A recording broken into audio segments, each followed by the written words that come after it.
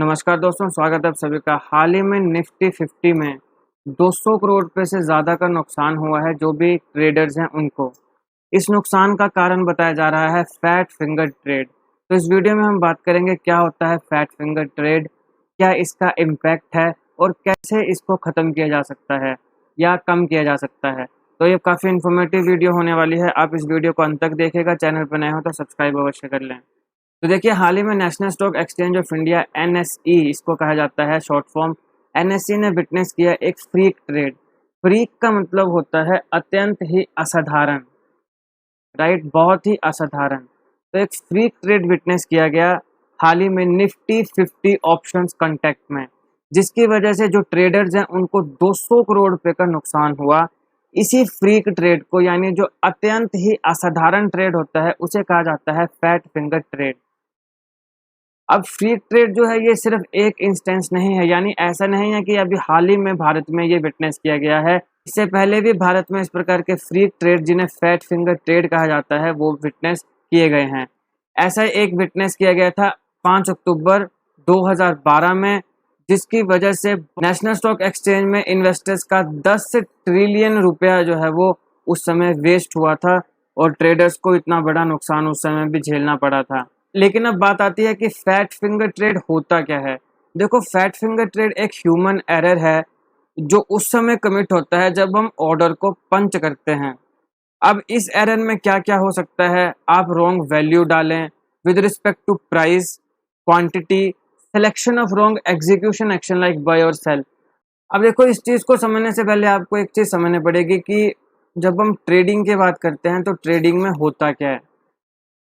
तो सबसे पहले मान लीजिए कि एक कंपनी है रिलायंस, ठीक हो गया। अब आप इस कंपनी में, या तो आप बोलोगे कि अच्छा ऐसा करिए, मेरे को 50,000 रुपये के शेयर्स जो हैं वो दे दीजिए। तो 50,000 रुपये के आपने शेयर्स खरीदे या बेचे, ये क्या बन गया, प्राइस। फिर अच्छा आप बोलेंगे कि 50,000 पैसे की बात मत करो, आप बोलोगे चलो मैं ऐसा करता हूँ, 2 शेयर्स हैं, इनको मैं खरीद लेता हूँ। 2 शेयर आपने रिलायंस में खरीद लिए, तो ये क्या बन गई आपकी क्वांटिटी, समझ गए। तो अब आप क्या करोगे, या तो आप इनको खरीदोगे यानी बाय करोगे, या आपके पास ऑलरेडी शेयर्स हैं। जैसे मेरे पास 2 शेयर है, मैं बोलता हूँ कि अच्छा उछाल आया हुआ है, मैं क्या करता हूँ, इनको सेल कर देता हूँ। मैंने एक सेल कर दिया मान लो, तो या तो आप बाय करोगे या आप सेल करोगे। तो ये 3 चीज़ें हुई, पहली हुई प्राइस, फिर हुई क्वांटिटी, फिर या तो बाय या सेल। अब यहाँ पर एरर की बात करते हैं कि एरर में हो सकता है कि आपने रॉन्ग वैल्यू डाल दी, कि आपने प्राइस डालना था 5,000 रुपया, आपसे आपने डाल दिया 50,000 रुपया। डालना था 50,000 रुपया, डाल दिया 5 लाख रुपया। आपने क्वांटिटी डालनी थी 2, डाल दी 20। डालनी थी 20, डाल दी 200। और उसी प्रकार से एग्जीक्यूशन एक्शन, कि आपने करना तो बाय था लेकिन कर आपने सेल दिया, करना आपने सेल था, कर आपने बाय दिया। तो ये क्या है, ये एक ह्यूमन एरर है, ह्यूमन एरर ही है ना। अब इसकी वजह से क्या होगा, जब इस प्रकार का फ्रीक ट्रेड एग्जीक्यूट हो जाएगा, या आपने इस प्रकार का ह्यूमन एरर कर दिया प्राइस में, क्वांटिटी में या रॉन्ग एग्जीक्यूशन में, तो क्या होगा, प्राइस जो है मार्केट में वो एबनॉर्मल लेवल में पहुंच जाएगा। बात समझ रहे हो। तो जब आपने ऐसा किया तब वो एबनॉर्मल लेवल में पहुंच गया, उसके बाद धीरे धीरे वो अपनी उस पोजीशन में आ जाएगा जहां पर वो आना चाहिए। लेकिन क्योंकि ये एबनॉर्मल लेवल में पहुंचा है, तो उस समय जब तक ये एबनॉर्मल रहेगा और जब तक ये अपनी उस नॉर्मल कंडीशन में जिसमें इसको होना चाहिए था वहां तक नहीं पहुंचेगा, तो उस समय में बतेरे ट्रेडर्स जो हैं उनका पैसा मिट्टी में मिल जाएगा। बात समझ आ रही है। तो यही चीज होती है आपकी फ्रीक ट्रेड, जिसको फैट फिंगर ट्रेड भी कहा जाता है। मैंने बताया ना आपको कि फ्रीक का मतलब क्या है, अत्यंत असाधारण। ये ऐसा नहीं है कि ये चीज़ें नॉर्मल रोज ही होती हैं, लेकिन कई बार हो जाती हैं, और जब होती हैं तो बड़ी ज़बरदस्त तरीके से होती हैं और बाकियों का पूरा पैसा जो है वो मिट्टी में मिल जाता है। यही एक कारण है कि इंडिया में बहुत से लोग शेयर मार्केट या स्टॉक मार्केट में पैसा नहीं लगा रहे हैं, क्योंकि अब देखो ना, जिस बंदे, मान लो कि 10 बंदे पैसा लगा रहे हैं, 6 ने ये गलती कर दी, तो बाकी 4 का पैसा भी डूब गया। 4 ने तो गलती नहीं करी, लेकिन दूसरे की गलती की वजह से डूब गया। बात समझ रहे हो ना? तो ये कारण है कि हम बोलते हैं कि भाई ये बड़े वोलेटाइल है, और यही एक कारण है कि इंडिया में शेयर मार्केट में ज़्यादा लोग नहीं जाते हैं, वो फिक्स डिपॉजिट में जाते हैं, ज़्यादा से ज़्यादा म्यूचुअल फंड्स में चले गए। अब ये जो फ्रीक ट्रेड या फैट फिंगर ट्रेड है, इसका रिजल्ट है loss to trader punching the order. यानी वो ट्रेडर जो पंच कर रहा है, मतलब या तो वो खरीद रहा है या वो बेच रहा है, उस ट्रेडर को इससे क्या हो जाएगा, नुकसान हो जाएगा। It also results in loss for others who may have placed a stop loss order to their open positions because stop losses may have got triggered due to abnormal price movement। अब यहाँ पे stop loss क्या होता है? मान लीजिए कि मैं ट्रेडिंग कर रहा हूँ, एक शेयर है जो मैंने खरीद लिया 50 रुपए का। अब मैंने 50 रुपए का शेयर खरीद लिया, तो इसकी दो ही चीज़ें होंगी ना, या तो ये ऊपर जाएगा या ये नीचे जाएगा। ऊपर जाएगा तब तो मेरे को फ़ायदा है, क्योंकि जितना ऊपर जाएगा उतना ज़्यादा मेरे को पैसा मिलेगा। मान लो 100 रुपये पहुँच गया तो मैं 50 रुपये जीत गया, या 50 रुपये मैंने कमा लिया। हालाँकि इतना ज़्यादा जाता नहीं है, लेकिन एक एग्ज़ाम्पल के तौर पे। लेकिन ज़रूरी थोड़ी है कि ये ऊपर ही जाए, ये नीचे भी तो जाएगा, और नीचे जितना मर्ज़ी जा सकता है, 20 रुपये जा सकता है, 15 रुपये जा सकता है। तो मैं इतना ज़्यादा पैसा कहाँ वेस्ट करूँ? मतलब मैं आपको एग्ज़ाम्पल के लिए 50 दे रहा हूँ, जब जो ट्रेडर हैं वो तो करोड़ों में लगाते हैं।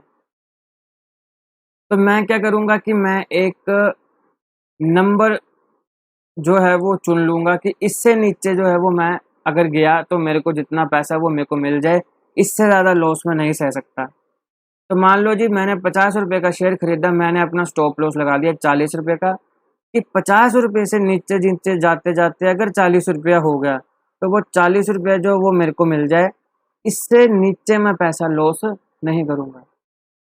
तो 40 से 39 नहीं आएगा, 40 में ही मेरा वो जो ट्रेड है वो बंद हो जाएगा।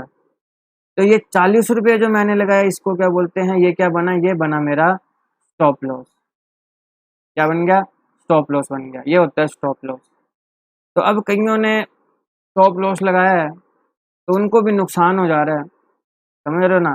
कि अब 40 से नीचे अगर नहीं जाना है, तो ऐसा भी हो सकता है कि आना तो नहीं चाहिए था 40, लेकिन फटाफट जल्दी 40 आ गया।